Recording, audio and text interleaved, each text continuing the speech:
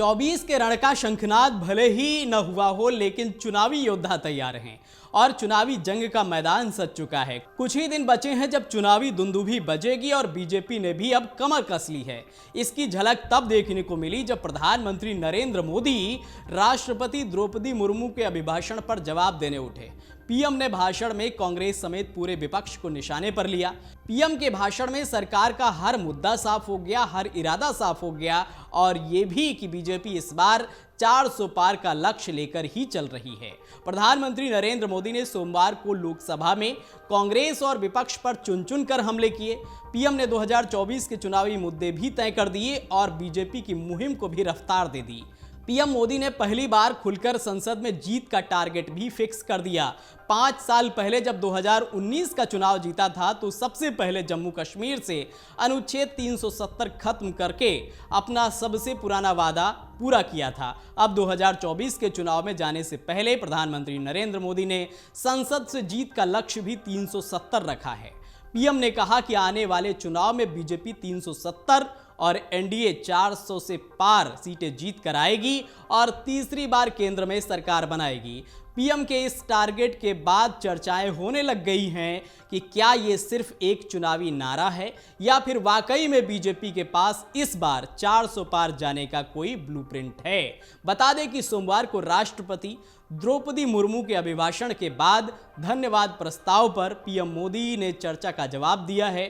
PM ने अपने 1 घंटे 40 मिनट लंबे भाषण में कई मुद्दों पर कांग्रेस पर जमकर हमला बोला और देश में कमजोर विपक्ष के लिए कांग्रेस को जिम्मेदार ठहराया है। पीएम मोदी ने राष्ट्रपति के अभिभाषण में अल्पसंख्यकों के लिए कुछ नहीं होने के दावे पर विपक्ष से यह भी पूछ लिया कि कब तक विभाजन के बारे में सोचते रहेंगे। मैं देख रहा हूं कि बहुत लोग चुनाव लड़ने का हौसला भी खो चुके हैं। मैंने सुना है कि बहुत लोग पिछली बार भी सीट बदले, इस बार भी सीट बदलने की फिराक में हैं। एक ही प्रोडक्ट बार बार लॉन्च करने के चक्कर में कांग्रेस की दुकान में ताला लगने की नौबत आ गई है। पीएम मोदी ने कहा कि हमारी सरकार का तीसरा कार्यकाल भी बहुत दूर नहीं है।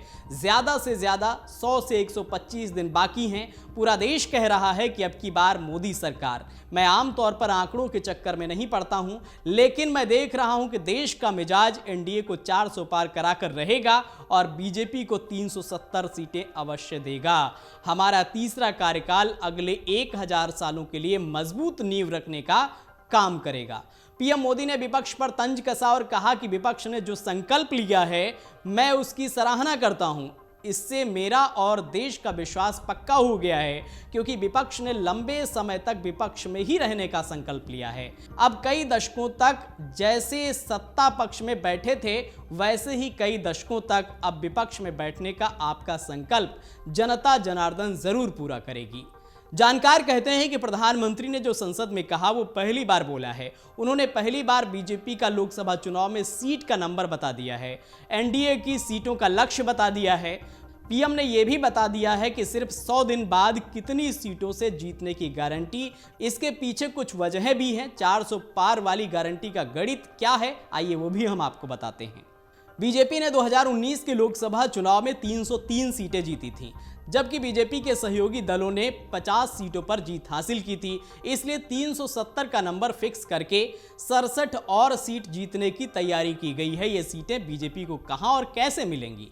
सवाल यह भी है कि आखिर प्रधानमंत्री ने बीजेपी के लिए 370 सीटों का कैलकुलेशन कैसे किया? 2019 में बीजेपी 436 सीट पर लड़ी थी, 303 सीटों पर जीत मिली थी, 133 सीटों पर चुनाव हार गई थी। क्या एनडीए के लिए 400 पार की बात के पीछे भविष्य में और साथी दलों को जोड़ने की खबर छिपी हुई है? बीजेपी का फोकस नॉर्थ से लेकर साउथ पर भी है, क्योंकि नॉर्थ से ज्यादातर राज्यों में बीजेपी का ही दबदबा है। इसलिए सिर्फ कमजोर या हारने वाली सीटों पर ही फोकस किया जा रहा है ताकि पार्टी वहां भी जीत हासिल कर सके। तो इस तरह से बीजेपी ने आगे का प्लान तय कर लिया है, जिसका खुलासा प्रधानमंत्री नरेंद्र मोदी ने लोकसभा में किया। अगर आप ये वीडियो YouTube पर देख रहे हैं तो हमारे चैनल को सब्सक्राइब करें और बेल आइकन को दबाना ना भूलें। अगर आप Facebook पर ये वीडियो देख रहे हैं तो हमारे पेज को लाइक करें।